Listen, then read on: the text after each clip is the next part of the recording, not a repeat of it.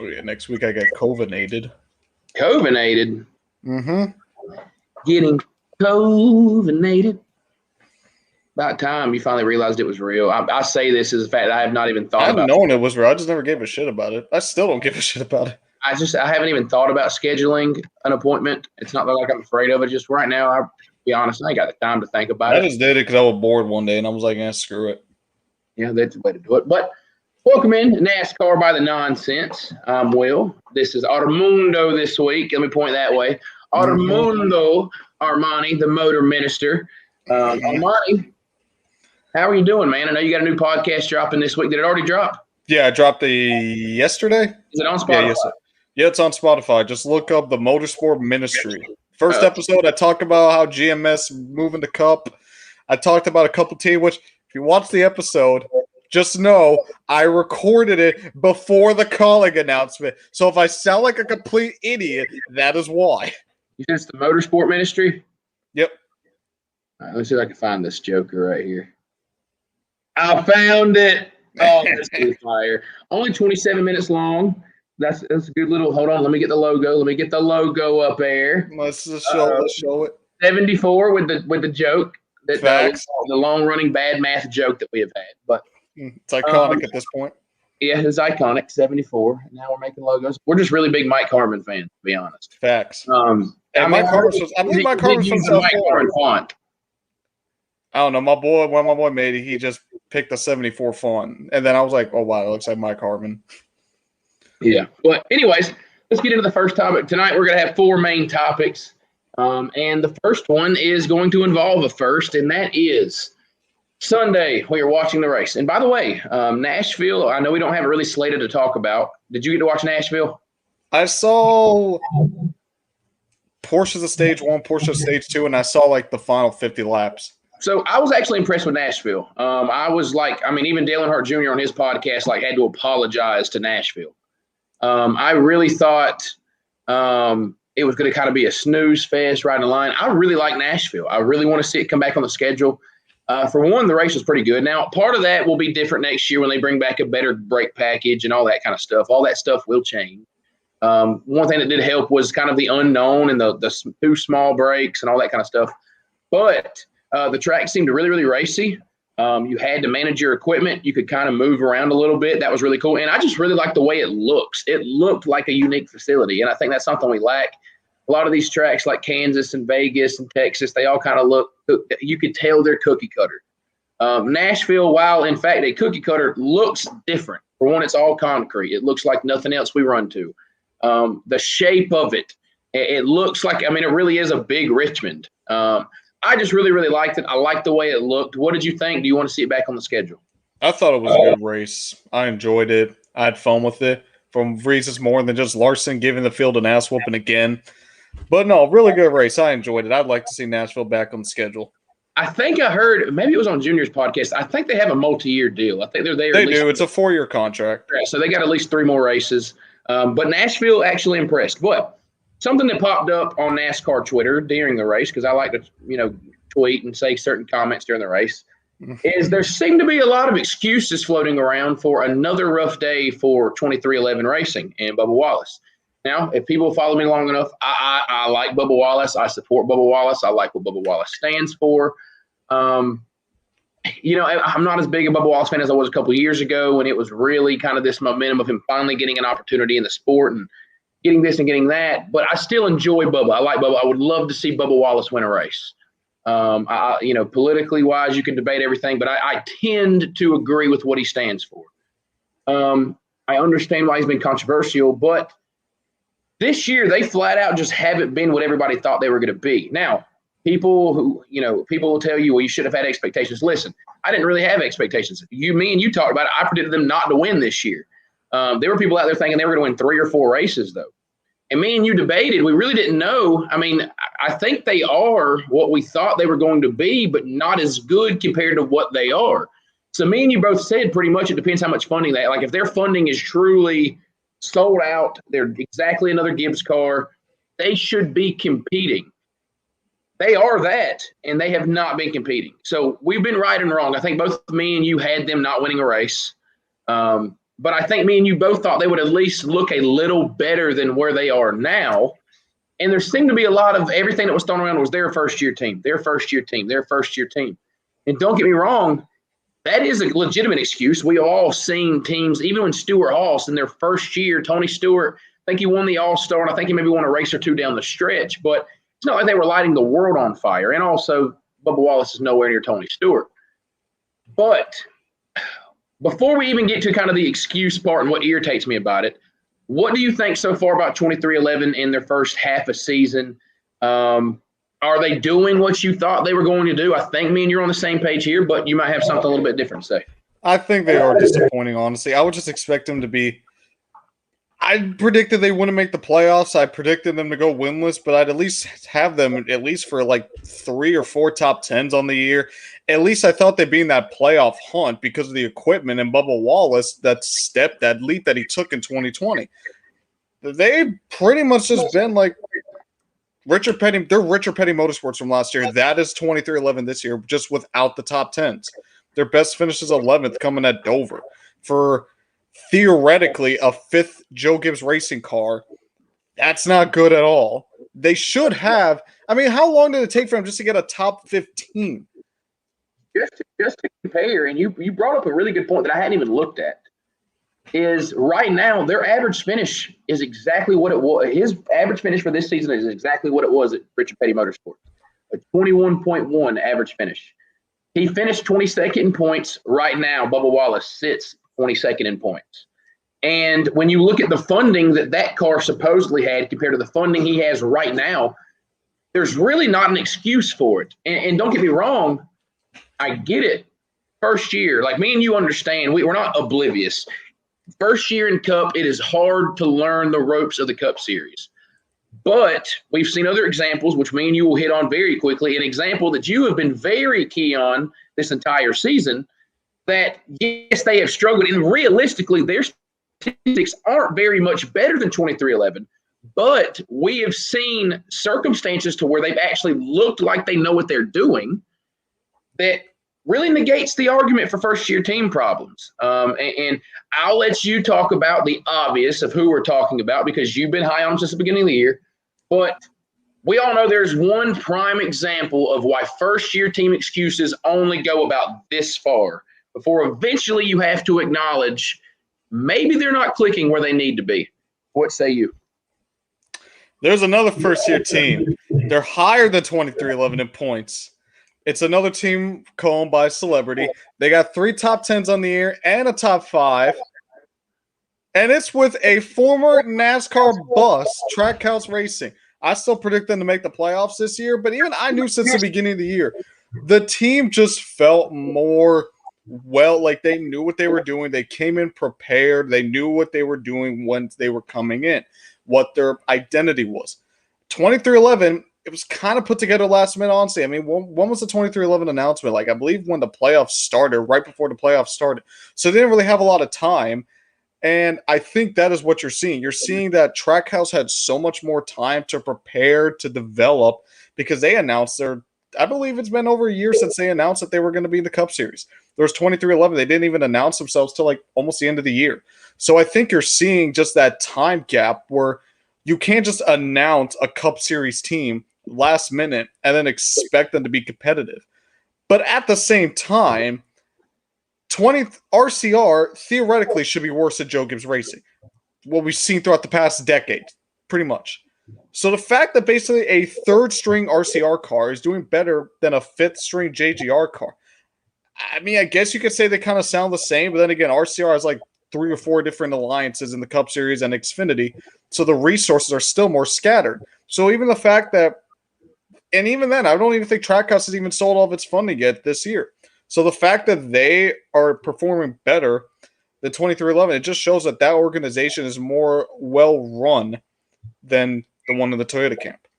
And I want to shout out in our chat, NASCAR fan 314 says Trackhouse Racing is doing better first-year team than 23-11 Racing is. And that's exactly what we're talking about. Yeah. Everything, if you were to take the 2 teams and you were to read out the budgets that these teams have, the stables these teams are theoretically running out of, is 10 out of 10 people that watch this sport on a regular basis are going to pick 23-11 to be the better team. And the fact is, you could argue that Trackhouse is a little bit better. Theoretically, they're really right about with each other. But Trackhouse has, we saw Suarez lead laps at Bristol. And certain things would have fallen right, could have potentially won that race. We've seen him have, I think, a couple of top 10s already this year. And I'll, for one, tell you, listen, I think something that everybody probably whiffed on, but maybe not you, is, when Suarez said this is the best opportunity he's had, I thought it was a joke. I mean, I thought I was going to laugh. I mean, how do you go from Gibbs and Stewart-Haas and think that Trackhouse, a half-funded first-year team, is going to be your best opportunity in Cup? But so far it's been the most impressive, and he is becoming an example of doing a lot with the little. Every single week you seem to somehow hear about that 99 car in some sort of positive light, running in the top 15, running in the top 20. And there's just times, and again, I like Bubba a lot, but like this past week, he spun out 2 or 3 times. Like there have been things that are first-year team problems. A driver spinning out 3 times is not a first-year team problem. Speeding on pit road is not a first-year team problem. Eventually someone has to beg the question, what is happening with 2311? Because they are not where they should be if you're going off of the fact they have fully sold out sponsorship and they're a Gibbs car. Now, again, we have to stay consistent. Like their Gibbs car, like Matt DiBenedetto is a Penske car. I think there are times where the cars are closer than others. I think plate races, you're pretty much going to get whatever anybody else is driving. But I do think there's a lot of time. So obviously everybody, as much as we didn't realize this as kids, as you get older, every organization has a number 1, number 2, number 3, number 4 car. Like it's not designed to be that way. It's not always on purpose, but it just happens. At Hendrick Motorsports right now, either Kyle Larson or Chase Elliott get your number 1 thing. Now they have their own team, and everybody technically has their own number 1 car. But there's always been a driver that seemed to be better than the other 3. And at Gibbs, I'm not going to say there's any one driver that's better than the other 3, but Joe Gibbs Racing is going to make sure the 4 cars they field have the top of the line, first priority, equipment, chassis, everything. 2311, while probably still getting something that's fairly close, is going to be on a slight back burner compared to the 4 cars that Joe Gibbs puts on the track that he 100% physically owns. And so that's something you have to acknowledge, but still, you brought up a great point. How is a satellite RCR team outrunning a satellite Gibbs team when RCR has not been on the map since Kevin Harvick in 2013? Just to say something about Suarez, right now, his average finish is 18.6. He's averaging 3 positions better than Bubba Wallace right now. And to go back on your point of him saying this is the best opportunity he's had in his Cup Series career, right now, his average finish is about the same. Right now, if the season were to keep going as it's trending right now, he'd have a better season than his sophomore season at JGR in 2018. And it looks like this is going to be his second best Cup, either his second or his third best Cup Series season, his best being in 2019.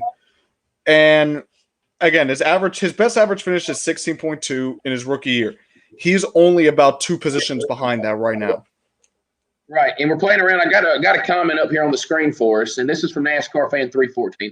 I'm learning that we can show these comments now, so this is a live. Ooh. Well, he says the difference in Daniel Suarez feels wanted at Trackhouse compared to when he was at Gibbs and SHR.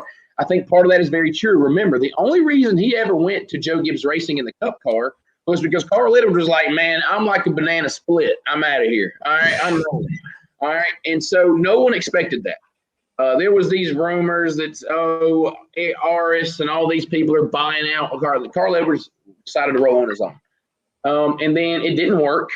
We had a new crew chief like every year for 2 years. I think he was there for 2 years. He had like 3 or 4 crew chiefs. Just at JGR. Stewart-Haas, same situation. Stewart-Haas was a 100% a money deal. It had nothing to do about with Suarez. It talked about it was a 100% sponsorship deal. They knew that. He knew that. And so I think it is a big deal now that you look at it that Trackhouse wanted Daniel Suarez. Now you'd be oblivious to think that the Pitbull connection and the Latin culture did not play some sort of role. I'm not opposed. Well, you got to think about this also. Pitbull was announced like months after Suarez was announced. Right, and that's made this team. There's no doubt that. So, if anything, it's Suarez. It's Suarez being there influenced Pitbull coming, right, and not the other way around. True. And Suarez is just they've made that team decent this year, and this looks to be a team that's going to continue on in the future. So, to kind of cap off, because we're already 15 minutes into our first topic.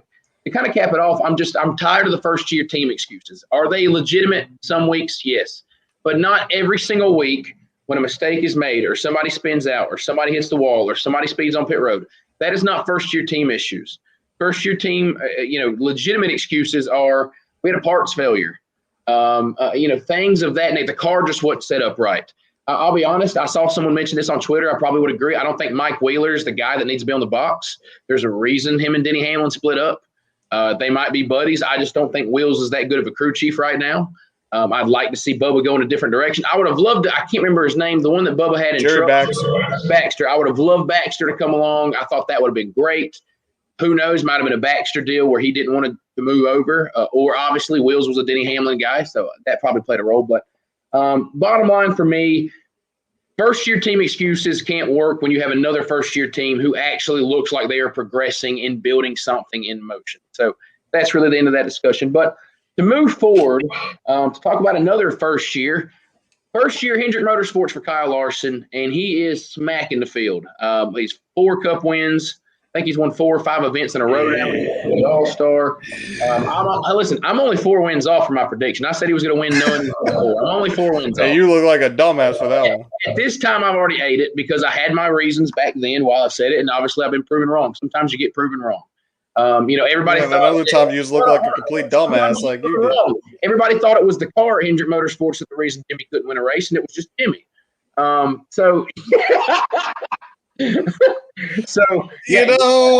try to argue with that, and then I remember Jimmy's racing in IndyCar, so I really can't talk. Yeah, he's rough. All right, rough. But I still love you, Jimmy. But the title of this week's show is Kyle Larson, a man of the people, and one thing we haven't discussed really is the popularity he has. I mean, I think there's a legitimate chance he could challenge Chase Elliott for most popular driver this year. Part of you would think maybe politics from last year. The unfortunate side of this is there is a demographic that solely likes Kyle Larson based off of the situation last year, and not even the fact that he said a particular word, but when he got suspended indefinitely, there was a sector of society that looked at that as, oh, NASCAR's part of cancel culture. And that brings in a whole sector of people. And it's a perfect ebb and flow with Bubba Wallace and cancel culture with Kyle Larson, and NASCAR's picking a lane that we don't agree with. And it was just a perfect storm to make Bubba Wallace not very well liked and Kyle Larson very well liked with a certain demographic of race fans. I think part of that plays a role, but I think the bigger majority, not to sit there and I'm not out here trying to make some bold claim that racists love Kyle Larson. The majority of people like him because of how talented he is. A guy that goes out and can run in a dirt late model, run in a midget, run in a sprint car, come into a cup car, and literally win every single race, compete for wins in every single race. To me, I think that's where it's coming from. I have noticed, there is a wave of Kyle Larson fans this year that there was not 2 years ago. He's always been a popular guy. He has always been a guy that you really people liked. But the magnitude of where he is out now is huge. And what do you think about that, and where do you think his popularity is coming from? So I'm obviously the resident Kyle Larson fan. So this is my forte. I'll say this. Even as far back as 2016, 2017, Larson is just – so me, kind of like most NASCAR fans, when we see a driver dominate, win 3, 4, 5 times a year, we're just like, oh, God, here we go again. When that happened with Larson in 2017, when he won 4 races, that was probably the first time ever since one of my drivers, like Jimmy Johnson or Dale Jr., I didn't feel I was like, oh, hey, I'm actually happy for him. So I kind of knew in the back of my head, I'm probably going to like this guy in the future. So before he got suspended, I kind of knew that he was going to be my guy once Johnson retired. What I didn't predict is, I mentioned this to you before we went on air, he is very quickly climbing up the ranks, at least on my personal favorite driver. So my top 4 favorite drivers of all time are Kyle, in order: Dale Jr., Jimmy Johnson, Jeff Gordon, Casey Kane. I'd honestly put Kyle Larson right now ahead of Casey Kane and ahead of Jeff Gordon. So he is right. And again, like you said, he's just the dude is just a talent machine. I mean, when was the last time, like Jeff Gordon or Tony Stewart, where you just have, like you said, that guy that could just get into anything that he runs in and just dominate? There's never been anyone that's doing what he's doing right now. It had always been they did that before they got to NASCAR. Tony Stewart was a big USAC and wing sprint car. Stewart did it a little bit, but Tony cut back way down on dirt racing. At least now, another part of this also is, remember, social media wasn't really around when Tony was in his prime. So Tony was probably running these dirt races and winning dirt races. We just didn't really hear about it. You might catch wind of it on Speed TV, or they might mention something on the broadcast. But I don't remember the last time we've had a guy that would go out and run 3 different races during the middle of the week, win at least 2 of them, come and now winning the car on Sunday. I feel like this is kind of the first time this has happened to where he's touching everything. It's just, I don't know. It's just a situation where he's just so good in everything.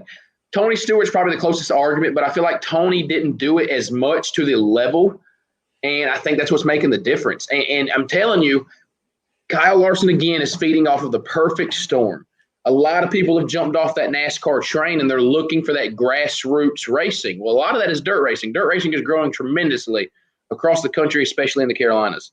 Well, even though NASCAR technically is trending up right now, Larson gives them that hero because to me and you who are NASCAR guys, we look at Kyle Larson as he's a NASCAR guy, but he's also good at dirt.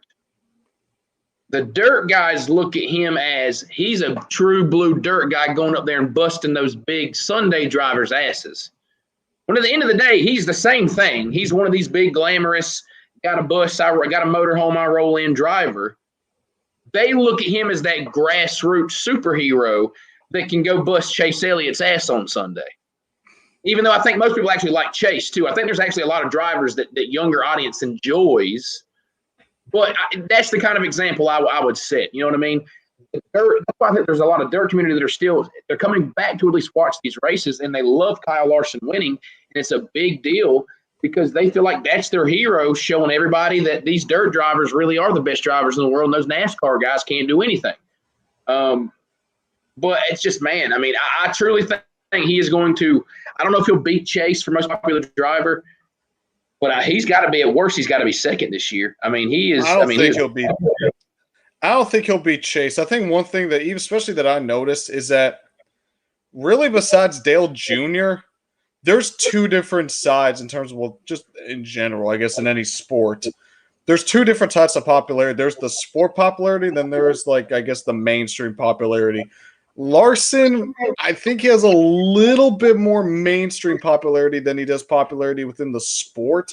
And whereas Chase, he just has pretty much pure sport popularity, but really no mainstream popularity. It's like with Bubba Wallace. He really has no sport, popularity, but the mainstream popularity is out there. But the sport popularity is going to win you most popular drivers. That's why Chase has won, 3 in a row? If it was a mix of both, Bubba Wallace would have won most popular driver last year. Well, it's just one of those deals where only the diehard fans vote.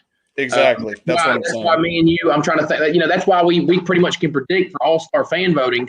Even though I really thought Bubba Wallace had a shot to win last year, it makes sense a year later looking back at it, and why we could all call Matt DiBenedetto winning the fan vote is because the pure fans don't tend to lean in the direction of Bubba Wallace.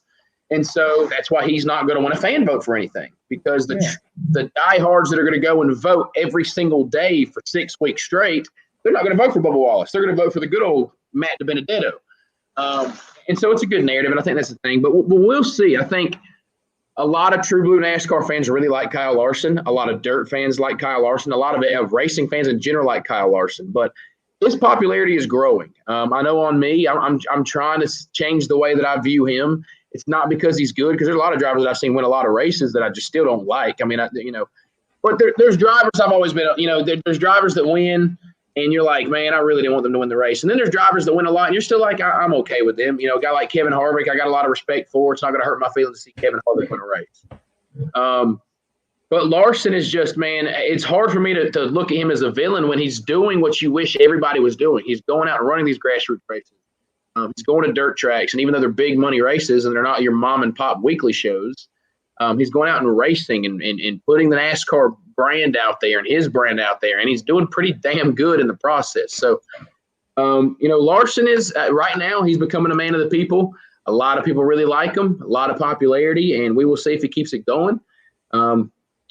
With that said, I guess we really need to look at, because I know he's going to be involved in this next segment, most likely, at least from you, is we're going to talk about championship favorites. Just something we hadn't discussed in a while. We talked about the playoffs a few weeks ago, but we really hadn't said right now who are your championship favorites. And so right now, let's look at it. We just want to give our top three. Now, I think my 1 and 2 I'm fairly confident in. My third one, I'm not 100% sure. I think right now it's been this year's been two waves, the wave of Denny Hamlin and the wave of Kyle Larson. And so it's really kind of been that. There was no in between. Even though we had a bunch of winners, one guy was running top three every week, and then all of a sudden it shifted to one guy's winning every single week.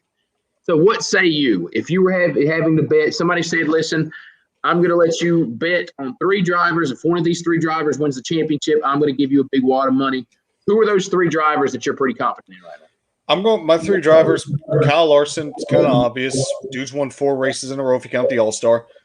Martin Truex Jr., I know he's kind of, on the downward trend right now, but that's kind of been the theme I've noticed with Truex, especially these past couple years. 2018, he didn't do too hot for a while until, came to playoffs. 2019, for a lot of the end of the regular season, I think he finished like 4th or 5th or 6th in the regular season 2019, and then he came on hot in the playoffs and he made it to the Final Four. 2020 was the same thing.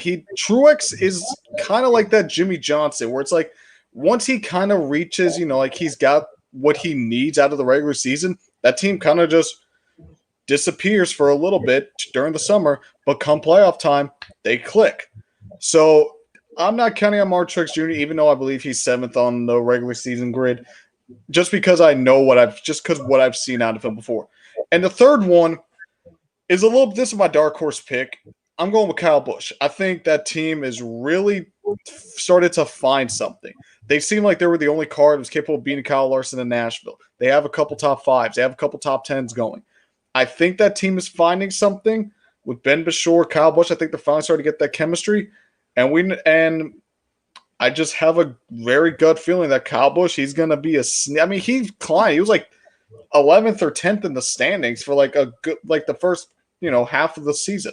And now he's up to P6. I think he's going to finish top 5 in the regular season. So if he gets those playoff points, if he has that consistency, that really is what got Chase Elliott to the Final Four last year. He was just consistent throughout the playoffs, and he won when he had to. So I think if Kyle Busch does that exact same thing, which I think he's on track to, you could see him at Phoenix in November. I think that's very true.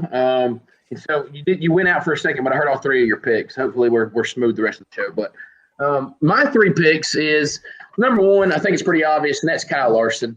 I had you convinced I wasn't going to pick Kyle Larson, but everybody knows. Yeah, okay.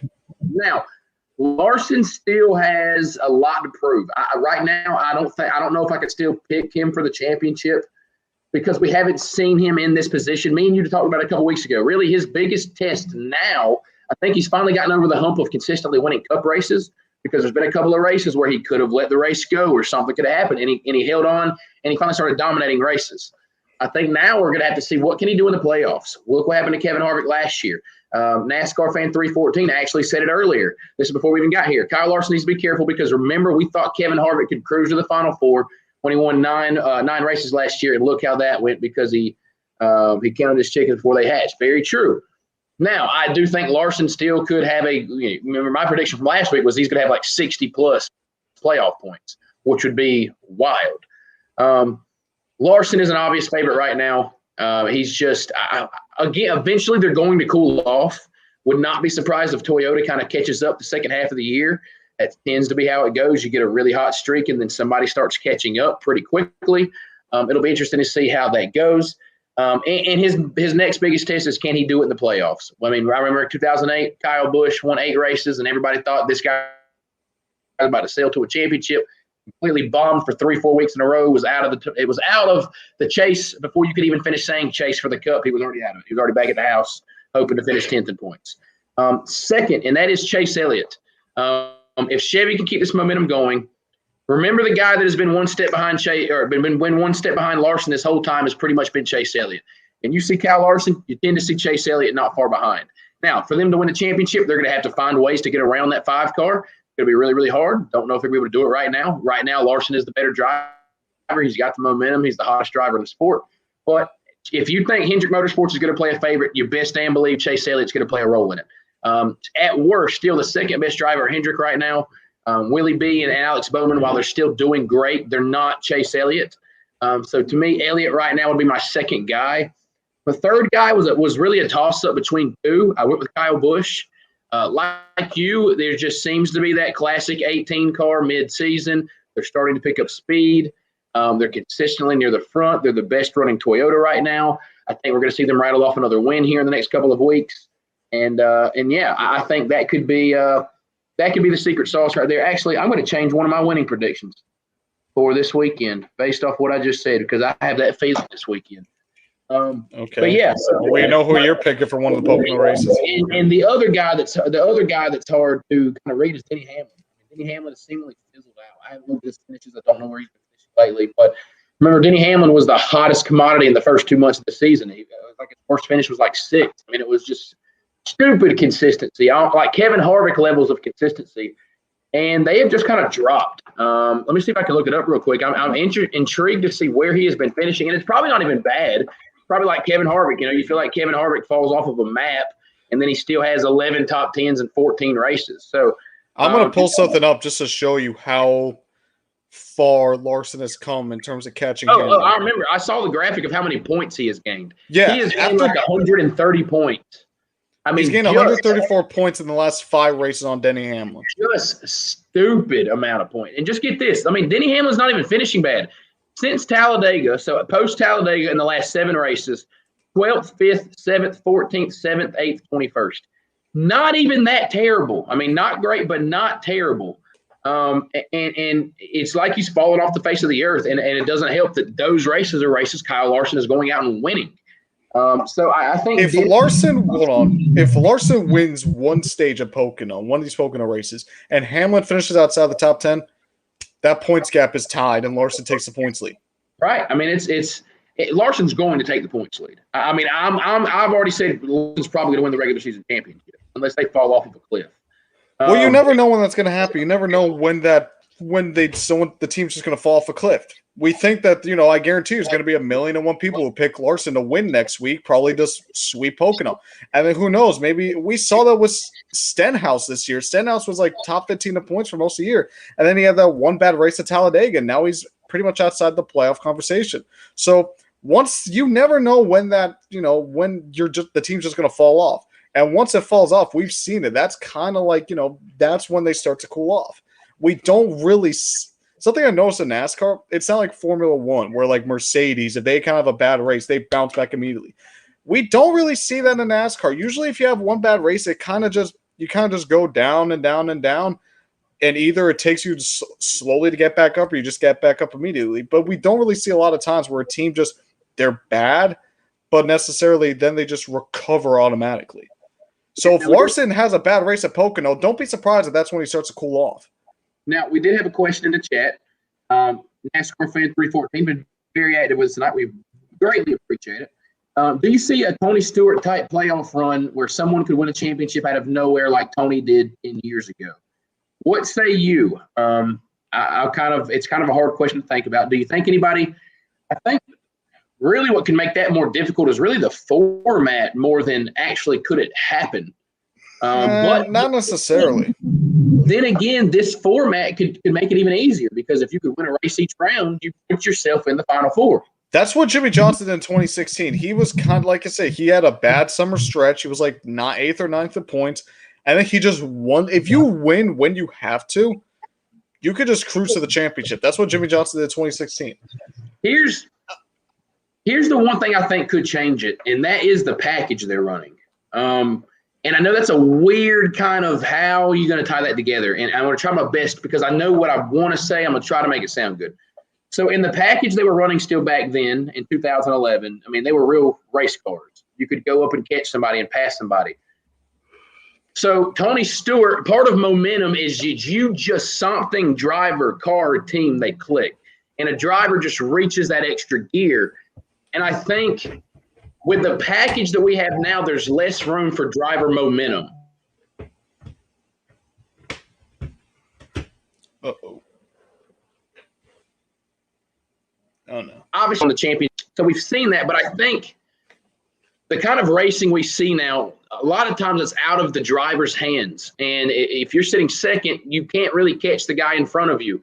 And so I think that could play a role. When in 2011, to go against what you're saying, I believe there's only 2 or 3 races in the playoffs with the 550 horsepower package. Kansas, Vegas, and Texas. Every other race is 750. And that could help. Don't get me wrong. That definitely could help. But still, even with the 750 package, it's been a good while since we've seen somebody actually track somebody down and catch them and pass them. So I think we'll have to look at that, but I think that could prevent this.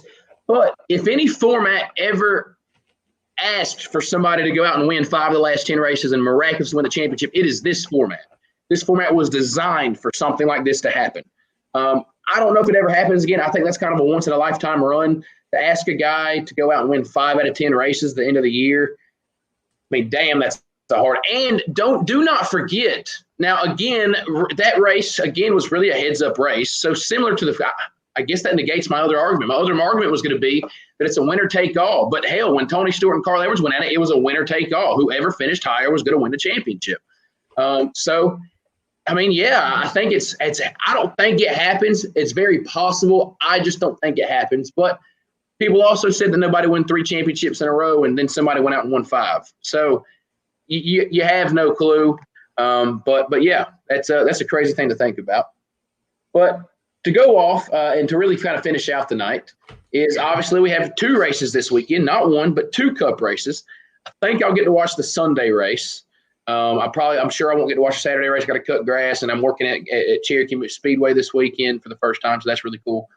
But obviously, you're going to run the race on Saturday. They're going to invert the top 20 for Sunday. So, again, if you finish first, you'll start 20th. So, Kyle Larson will likely start 20th on Sunday. So, who are your 2 race picks? And then I'll give my 2 race picks. My 2 race picks are Kyle Larson. I think he's going to go 5 in a row. My second race pick is Denny Hamlin. I think Hamlin is finally going to get that first win of the season. He is long overdue. And he's going to make that he's going to make that regular season championship points lead a lot closer than people think. Because I think people think that Hamlin might finish like 3rd or 4th. I think Hamlin, it feels like it's time for Hamlin to just finally get it together. Chris Gabart's too good of a crew chief to go this long and see. I think at this point in the season, the most wins he's had after race 17, I believe, is 2 or 3. I think Denny Hamlin wins race 2, and I think Kyle Larson wins race 1. Yeah, I think I'll be fine if that situation played out because I really hope NBC does a good job. By the way, the NBC broadcast seemed to be a pretty solid broadcast this past week. A lot better than the comedy show we were starting to get from Fox. But I really hope if this can kind of happen and Denny Hamlin can hit some kind of resurgence button, I hope they really play up how big a deal the regular season championship is, especially if it's a close battle. Now, if what I think is going to happen, Larson's going to kind of blow by everybody, and he's going to kind of be like Harvick last year and kind of be in a class of his own when it comes to the regular season title. We will see. Winning Saturday, I think Kyle Larson's going to go out there and get it. He's going to start on the pole. I just have that envision of starting on pole, Saturday night feature, even though it's during the daytime. He's going to go out and get a big lead, and it's going to be hard to touch him. You're going to have to hope that he makes a mistake on pit road, which he has really nixed this year. You're going to have to hope his pit crew is off. You're going to have to hope something happens. I think you're going to have your guys like Chase Elliott and Kyle Busch and Hamlin and those guys and Truex kind of running them down and trying to keep up with him. But he's going to take off and go. I think Larson pretty handily wins on Saturday. Sunday, I had Denny Hamlin. I switched it to Kyle Busch. Busch, again, man, you mentioned, probably been the strongest Toyota as of late. And Pocono has really clicked with him in the last 5 or 6 years. If he hasn't won, he's been competing for wins. So Larson, the Kyle and Kyle show, Larson on Saturday, Bush on Sunday. And hopefully we could ask for maybe some solid racing for Pocono. Who knows? Are they running the 750 package? No. Oh, my God. It's going to be a snooze fest. That race is going to be the Pocono 24 hours. 24 hours. Oh, my God. Why did I even ask that? Now, okay. Yeah, whoever starts on the pole is going to pretty much – whoever finishes – Michael McDowell is going to win on Sunday because he's going to start – or he's going to start first from finishing 20th. But all right, let's get out of here. I know me and you – are you heading to the gym tonight? I already went. Okay, there you go. I didn't. I'll go in the morning. What a tool. But, what a tool. I know. But appreciate everybody listening on. NASCAR Fan 314. Appreciate you. Keep on commenting in there. Appreciate everybody for watching. I felt like we had a pretty good show tonight. A lot of good topics. Kyle Larson's a man of the people. And hey, there's no first-year team excuses with him. First-year team with Hendrick Motorsports, and he is winning races. All right, so. And he's proving this man wrong. All right. Remember, Jimmy Johnson was the reason the 48 couldn't win anymore. Fact. I'm rolling out. We're rolling out. We'll see you next time.